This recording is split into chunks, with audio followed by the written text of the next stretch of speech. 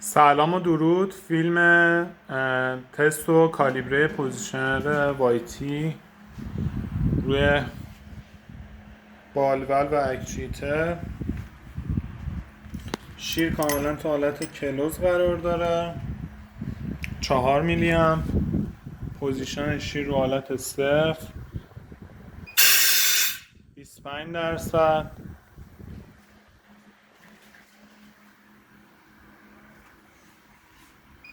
50%، پوزیشن 75%، 100%. شیر کاملا تو حالت باز قرار داره، اوپن قرار داره. این از برگشتش 75%، 50%، 25%، 0%. کاملا شیر تو حالت کلوز. این هم از عملکرد خود پوزیشنر. 25، 50%، 75% و 100%. این هم از حالت بسته.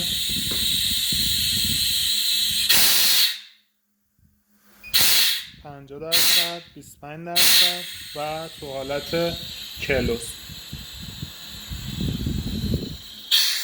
میلی امپ هم خاموش میکنیم. شیر تو حالت کلوز قرار داره. مشخصات شیر و این هم مشخصات پوزیشن.